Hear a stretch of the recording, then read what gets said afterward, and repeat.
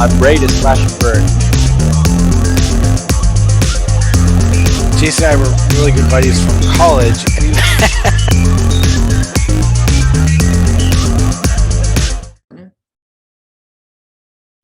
Hey everyone, and welcome to another episode of Outside of the Box. It's our weekly recap episode, and unfortunately, Witch Doctor is super busy working on their robot for the new season, so I couldn't get Andrea and Mike. But who I did get is Kyle here, who is a huge Battlebots fan and also heavily involved with like the antweights and stuff like that. So really excited to have him on for his perspective. Welcome to the show, Kyle. Thank you. Thank you for having me. It's great to come on and talk to you about this episode and to just kind of give some additional input on this. Have some time on your podcast. It's awesome. Yeah, absolutely. So before we get into the episode, since no one, probably knows that much about you, kind of tell me a little bit about yourself and like what you do with the antweights. And I know you have like the shop and everything else like that. Yeah. So I very much like you got into the original Comedy Central series, ran up to now, and I happen to work in automation now. So I actually reached the point where I was like, one day in the reboot, I was like, I can do this. I know how to do this now. So started building. Now I have a number of antweights. I've got two daughters. They each have fought before. I've got a beetle weight, and I run a shop on Etsy called Maximum Effort Robots. And I sell a four-wheel drive vertical, of course, four-wheel drive vert, but a kit, the synthwave kit, as kind of an intermediate level kit, and also work with some other guys in the Southeast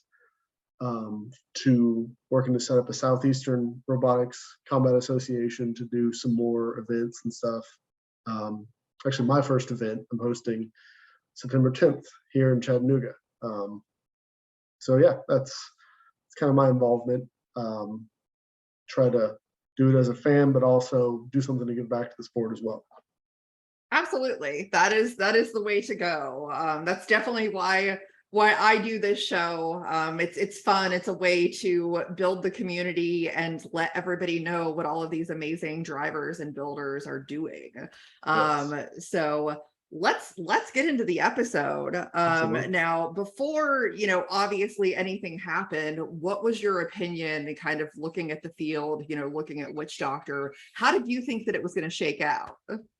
Well, it's looking at Witch Doctor as the gatekeeper for the episode. It's hard to not think that they're going to come out of it. I mean, they've been runner-up 2 of the past 3 years. They're consistently dominant. They have such a good design. Mike is such a great driver. Ray does such a good job with the design and the build.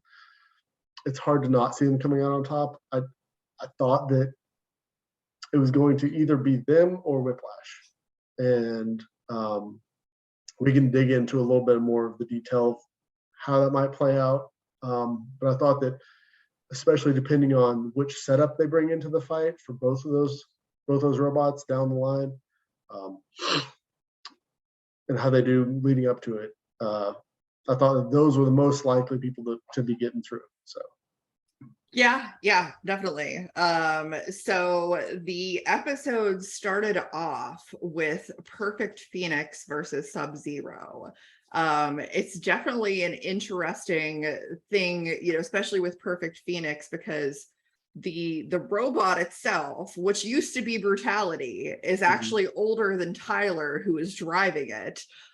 He is a fantastic driver. Like, yes. This is well known, and he's just amazing at it. So even though Sub-Zero is great, and obviously they, in the last Bounty Hunters, they got through the field and ended up facing Witch Doctor in the end. I expected Perfect Phoenix to win this. Sub-Zero did flip them a couple of times, but then Tyler just started slowly dismantling them. So that's kind of what happened there. I thought it was so interesting though, because, you know, throughout the match, there was a point of time where both robots were, you know, Perfect Phoenix was smoking for a bit, then Sub-Zero was smoking for a bit. And towards the end, both of them kind of called or commented for the other team to be counted out, which didn't end up happening. It went to a judge's decision. So, you know, kind of take me through what you saw with this match. So yeah, I going in, you know, Sub-Zero is kind of a great counter for Perfect Phoenix because Perfect Phoenix doesn't have a self-righting mechanism. So if they can get in there and jam them up with their flipper still intact and get a good flip on them, land them on their lid, it's done. And they tried. They got real close. Honestly, at the beginning of the match, I thought it was going to be Sub-Zero's match, but they couldn't get them to land on their lid. It did look like at the beginning, like Perfect Phoenix was having some intermittent like power or signal issues. There were a couple times when they landed a hit, then they stopped and they didn't start moving again for a few seconds or until they got like hit or nudged by Sub-Zero. But they kept engaging, so there's no count out. Like so long as there's still movement, there's still people engaging, there's not going to be a count out. I agree with the call. I do think that, honestly, I think that when Perfect Phoenix's weapon went down, if you've seen Tyler Wynn drive at beetle weight size, he drives wedge bots a lot. And I first came upon him through Battlebots as Doom Kid and driving a wedge bot. And so when his weapon went down, he just became more dangerous. He didn't have all the inertia to flip him over anymore. He was just, I'm going to control you the whole match. And he did.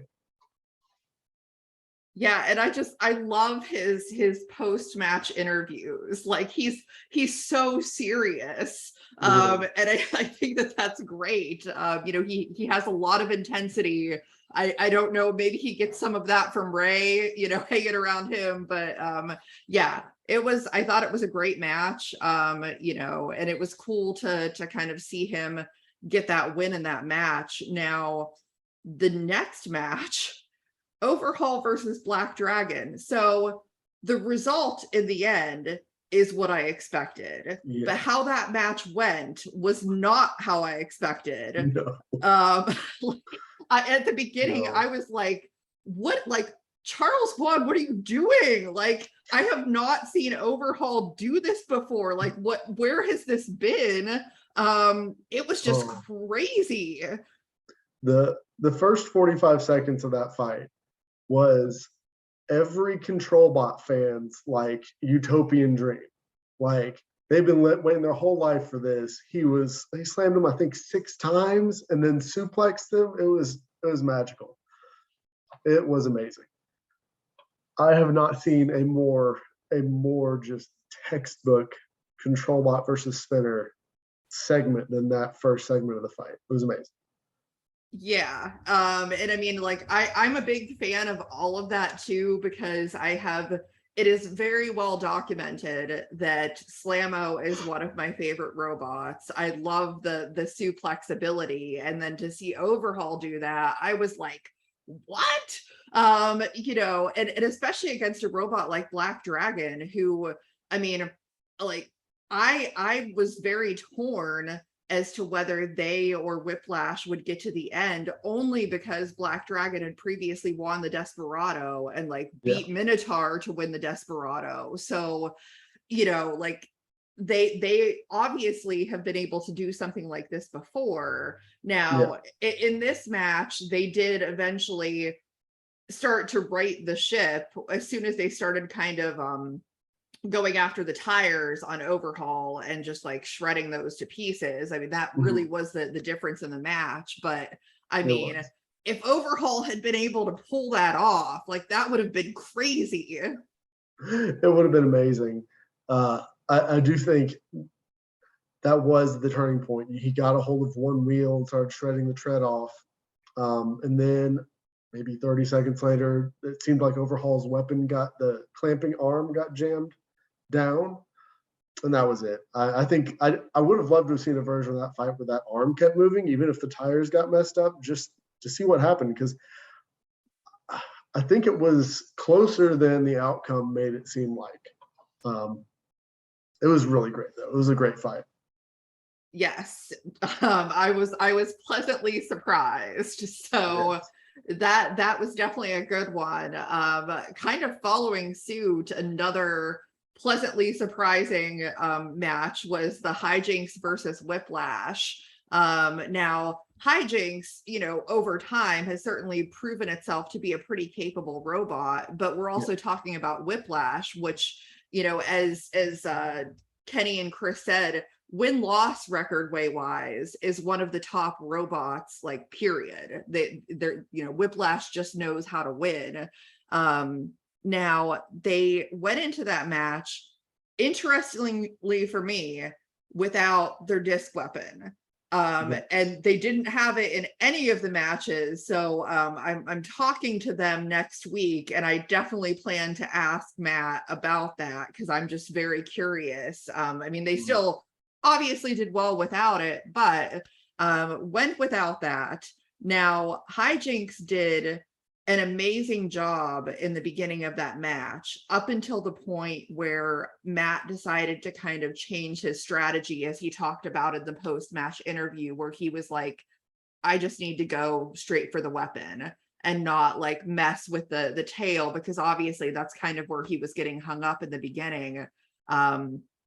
So kind of tell me what you thought about that one. I just props to Hijinks, they did so well. Yeah, Orion did a great job keeping the wedge tail pointed at Whiplash in the beginning. I know that the plow Matt was saying is not a ground scraping plow. It's definitely for absorbing hits and not for getting under people so much. So keeping the wedge tail pointed at him was effective in the beginning. I think that it's really just I know there are reasons to run the bar. I think it's got a lot to do with self-riding, but I think that having a bar makes it easier to get jammed up versus having a disc weapon, which has an easier time staying spinning. And I think once you get the bar stopped on Hijinks, especially with somebody who can control the way Matt Vasquez can, there's no stopping it. I too was surprised to see the disc on Whiplash not there for this fight.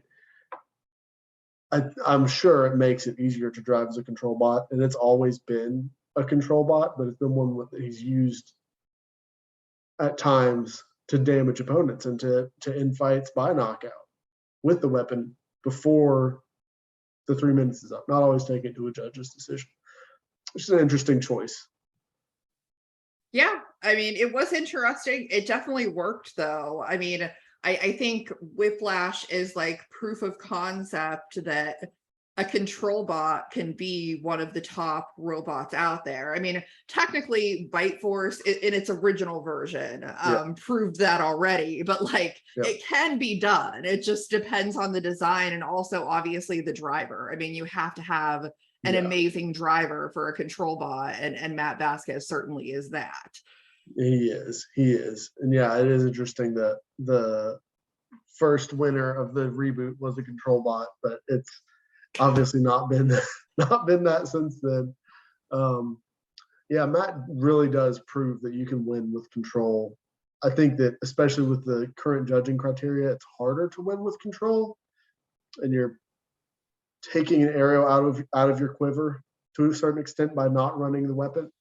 But it's also less obvious damage that somebody can if they knock out his weapon when they're running his weapon, that's obvious damage and functional damage that's going to count against him. So it's a little bit 6 in one hand, half dozen in the other. Obviously it worked in this fight. It got him through. He did a great job, as always, controlling and just delivering Hijinks wherever he wanted them. So it was really good. Hijinks was more durable, though, than I think we've seen them. They definitely the bar ran for the majority of the match. They looked really good, had control the whole time. yeah, it was an interesting outcome for me. Yeah, definitely. So then that went into the Shredderator versus not Ghost Raptor, but Ghost Rider, because that's what they looked like in that match. It was so interesting, and I'm like, that was part of the interview, and that that was a known thing, that apparently the Captain Shredderator team had a little bit too good of a time the night before, and weren't really prepared for the match. So Yeah. I mean, I think like even from the jump, knowing that, and then seeing Chuck Pitzer come out with so much energy, dictated how that match was going to go. Yeah. Certainly it seemed like when Ghost Raptor's weapon came off and then they were on fire, that was going to end in a different way. Yeah. But it kind of goes back to what we were just talking about, that aggression and control can make a big difference, and that one hit in and of itself does not make a match. No. Unless you KO that robot right then and there, it does not mean that is going to be your match. So that's kind of what happened. Yeah, and I love watching Chuck Pitzer. If you go back and watch the first season Ghost Raptor was in up until now, just the evolution of Chuck Pitzer as a character, as a personality for the show is so good. I love that he's all in.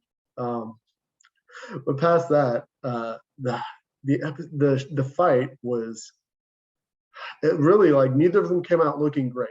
And they came into this coming off of the regular season, and they both had damage already. They were running on spares.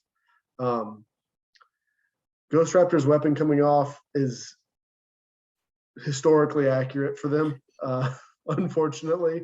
But Captain Shredder or Shell, cracks showed up in it pretty much instantly.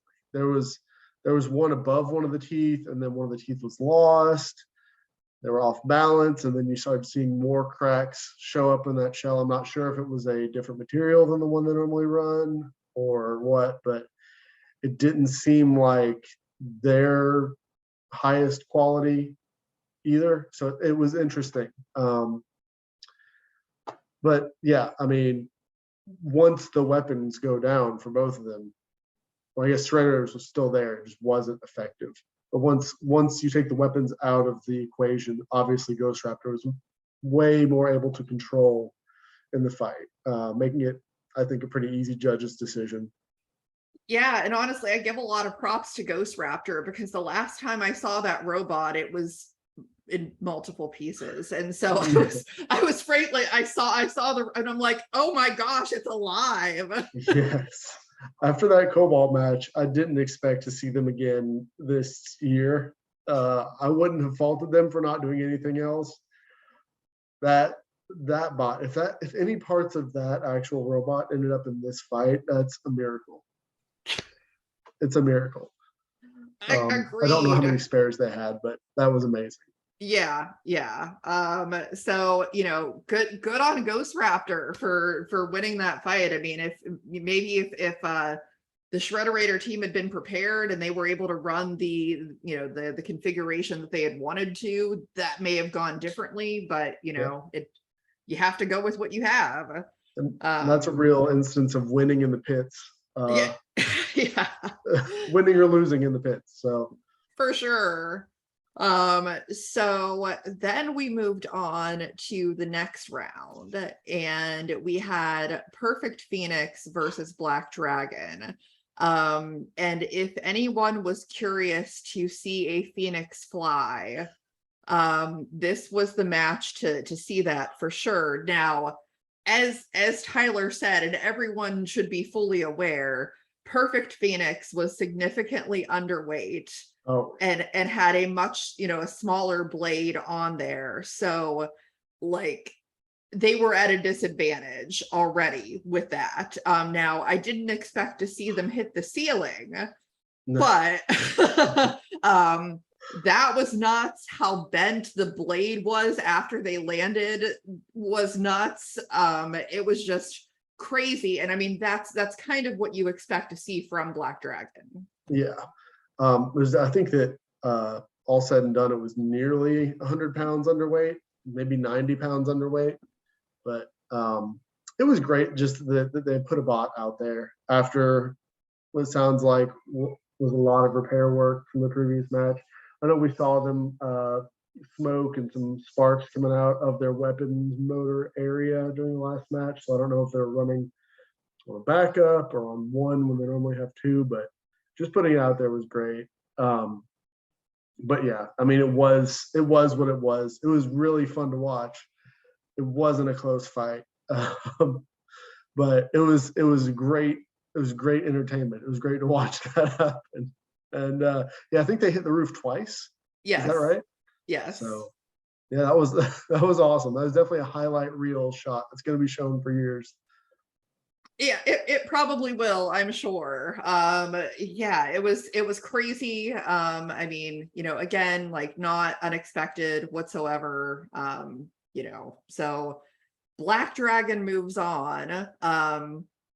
Another match that was, maybe not as exciting, but also like pretty short and one-sided was Whiplash versus Ghost Raptor. I mean, like Matt Vasquez just showed in that match how he can drive, and like kind of as they said on the show, that he can take a robot and put it exactly where he wants to put it, and that's what he did. And Ghost Raptor ended up on its head, and that was that. It didn't last very long. Yeah. I have about this much notes for the rest of the fights, and this one's like this. It was flipped, can't flip over, done. Like, that's all there is to it. And it does speak volumes to Matt's control. I mean, even if it seems simple, like getting a robot to do that quickly and that effortlessly is amazing. It speaks volumes to Matt's skill. Ghost Raptor, I love that they got back out there. I love that they're always out there to put on a show. And they did. They did the best they could. You can't really do much against Matt Vasquez if you don't have a self-rider. It's a bad day. Yep. It definitely is. So, again, like things kind of shook out the way that I expected, and I'm sure a lot of people expected, as far as seeing Whiplash and Black Dragon there in the end. Yep. But this was definitely a match again where it didn't exactly go the way that I expected. And, number one, just because of past history, but also because, in that prior match, I mean, granted, Black Dragon was fighting Perfect Phoenix, who was, underweight, that there was a couple of factors in there, but just so dominant in that fight. And I didn't expect Whiplash to just be able to manhandle them as much as they did. I like to call that fight How to Slay a Dragon, because that's exactly what happened. I mean, it really shows what a control bot can do when you have such an excellent driver like Matt is. And like Black Dragon was really never able to get anything going in that match.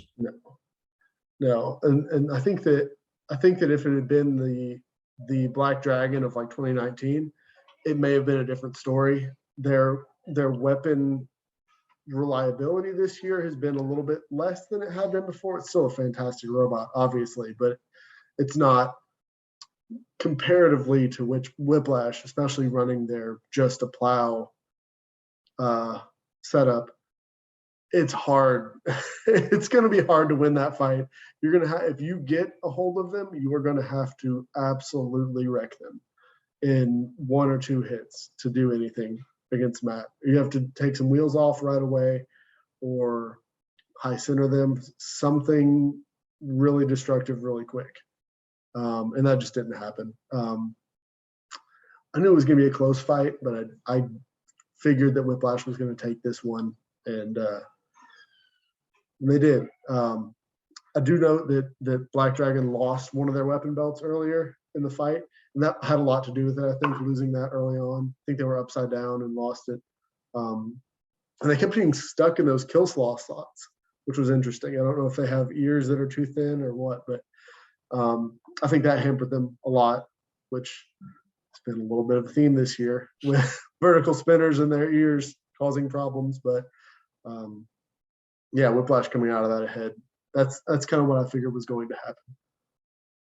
Yeah. I mean, especially a lot of my decision making when I was looking at these matchups was looking at what happened in the main tournament and like, you know, which of these teams maybe had some motivation to do something more because they went out in a bad way. And obviously Whiplash, you know, I'm sure that things, they weren't happy with the way that they went out of the tournament. So you know, I'm certain that Matt was very motivated to do well in this and kind of salvage something out of it. You know, so that was a great match for them. Then they get to face Witch Doctor. And I know that Matt's strategy in this match was to kind of keep his forks in the front of the robot pointed at Witch Doctor. And he did a really, really good job of that in the beginning of the fight. For actually most of the fight, he did a really good job of that. And it got to come down to like, it was less than a minute that I saw on the clock when Witch Doctor kind of got them in a turn position and then hit them and things started to turn. So it was very late in the match. I can't help but think that if that didn't happen, that things could have gone differently in the match. Like if you know, if Whiplash was able to continue to point the forks at them and things like that, it might have come down a different decision. But I mean, like Mike is also an amazing driver, and he was able to get Whiplash in the position that he wanted and just took over. Mike is in my opinion, a very underrated driver. He's got a lot of patience and a lot of persistence, and it paid off. That was my prediction coming out of the fight. And honestly, this fight, I think, is the one that most highlights the lack of an active weapon on Whiplash, because of that choice, they had to be perfect the whole fight. And being perfect the whole fight against Micah lately and Witch Doctor is hard. And they nearly did it. Like Matt nearly did it. He had a great match. He got him up on the shelf. He stayed away from the weapon until he didn't. And then once he didn't for a second, Mike took advantage of it. And I think you spoke to people going out the way they did. I think that Mike and the Witch Doctor team were definitely coming in with a chip on their shoulder. I rewatched the final from the regular season recently, and just you can see it's just that they got a tiny piece of metal bent out when that first hit from Tantrum and were high centered on it and couldn't move, and that's gotta hurt. I mean, losing to something like that, you know that's going to motivate you to, you're not going to mess up in the next match. And he didn't. So it was a great fight. I didn't notice whether Whiplash's lifting arm went down or whether power was out altogether. I don't think I saw the wheels spinning when they were on their back after the last hit from Witch Doctor. It wouldn't surprise me, especially when Witch Doctor's running that single disc, that thicker single disc. It wouldn't surprise me if they did some real power damage in there and broke some connections. But once they got them on their roof, it was done. Yeah, definitely. You know, and well deserved. You know, and like you said, that motivation factor. I mean, really, when I look at the field and the Golden Bolt tournament at this point, that comes into play with pretty much every robot, you know, of the ones that, you know, have come through these mini tournaments, you know, Hypershock, like losing in the tournament to P1, and, you know, then they do this, and then, you know, Ribot losing to Hydra the way that they did. And I know that they still, part of them still feels like they shouldn't have been counted out for not having controlled movement in that fight, you know, like that's a big thing for them. And then Glitch having the you know, disqualification with the, I mean, like all of these teams have really heavy motivations to win this. So I think it could be a very interesting Golden Bolt tournament. And they couldn't, Battlebots couldn't have planned a better outcome for this tournament based on the performance in the last, just leading right into it the way it did. But the way people have done that, have come back and been like, no, I'm not going out like that. We're going to change this now, has been amazing. Like it's been great just to watch, but it's also been great storyline television. Well, and not only that, but hopefully you've seen the video previewing next week. But what those matchups are going to be in the first round of that tournament, like again, BattleBots couldn't have planned it better. I haven't seen it yet. I'm going to be surprised. I'm going to have to go find that now. You will have to go find that, because like it's almost like, you know, it couldn't have worked out better for them. When you see it, you will understand what I mean. Like almost every one of those matchups is either a rematch or a match that was supposed to have happened and is now going to happen. Oh man, that's good. Yes. That's very good. Yes. So I am very excited to see it. Now, I'm curious though, looking at the entire field of 8 that is left, who is your pick to win it all? See, this is my favorite season so far of the reboot, because finally my head lines up with my heart. And I can say Hypershock. Hypershock's always been my favorite team, and the way that thing has been running this year is terrifying. I mean, the things they did in their episode was insane. That being said, let's stick with Florida. I wouldn't be shocked to see Witch Doctor do it. The motivation aspect is so palpable for them. Losing the way they did this season, that being the second of 2 in the last 3 years where they've been second place. They've kind of been always the bridesmaid, never the bride for this whole reboot, and it's only a matter of time. So either of those two, I'm gonna say probably Hypershock, the way they've been fighting, unless they get outdriven by somebody who's more patient, which again is kind of what Mike is. So I'd love to see it. I'm super excited. The fights in the Champion Series have been so destructive. It's such a joy to watch. I feel like it's what draws people into the show. So it's been great. My official prediction at this point is that and I had tweeted this out. I mean, it's kind of a cop out, but still, that a robot that has a shade of green in the coloring is going to win, which could be Witch Doctor, could be Hypershock, could be Ribot. Those are 3 of the best. Ribot's my daughter's favorite, so that's any of those 3. I'm okay. I love the guys at WPI Team Ribot. They do a lot of stuff with Norwalk, which is a great thing. If you haven't watched Norwalk Havoc, watch Norwalk Havoc. But they do such good work there.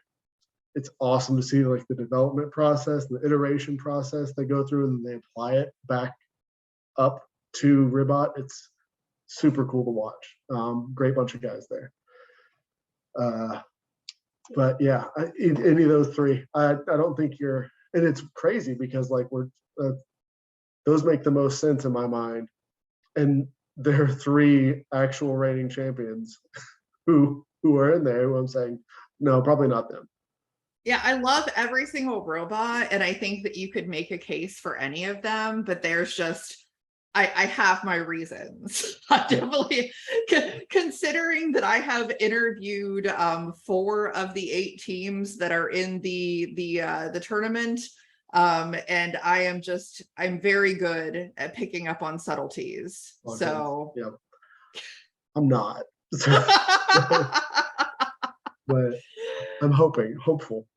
We'll see. But I have heard you know, without spoilers, that these matches are just epic and insane. So I am very much looking forward to seeing how this plays out, and I'm sure whoever wins will fully deserve it. Yes,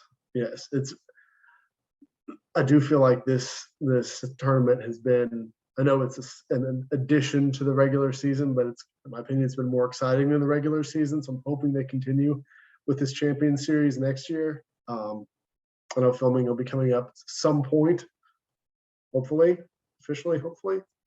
And I hope they do the same version of the Bounty Hunters Champions thing going into next season. This has been great.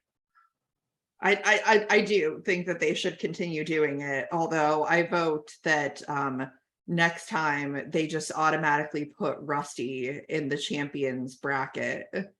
He's the final boss. Because Rusty is a champion. They should invest in Rusty, let David fund David making a 500-pound Walker Rusty and have that be the ultimate boss. There you go. Sure. I'm all for it. I'm all for it. There's a good idea. So I hope I know that you know, head referee John Remar is a fan of the show, and so maybe he'll watch it and he can pitch the idea. Let's pitch it, John. Come on. We can do this. Well, that sounds great. So excited for next week. We'll see what happens. Any final thoughts on this episode overall? It was a good finisher. It was there was so much good control bot action that I feel like it was a big like throw out nod to a big chunk of the crowd that says, hey, we want different bots, not all vertical spinners. But, you know, I land on the vertical spinner side of that debate, and the episode ended up landing on the vertical spinner side of that debate. So I guess that's where we go. But I do love it. I'm glad that they not only they included a lot of those robots in the episode, in the bracket, but that they had a lot of success. I mean, it's great to see some less traditional, less meta designs have success. It's not all, doesn't all have to be the same thing. And that's great. Yeah, could not have said it better myself. So yeah, well, I appreciate you joining me today, Kyle, and I hope that the fans enjoy this recap. Let me know your feedback, and as always, please make sure that you like and subscribe and support and all that good stuff, as I have a lot more content coming your way. And we will see you next time on the show. Thank you. Thank you for having me.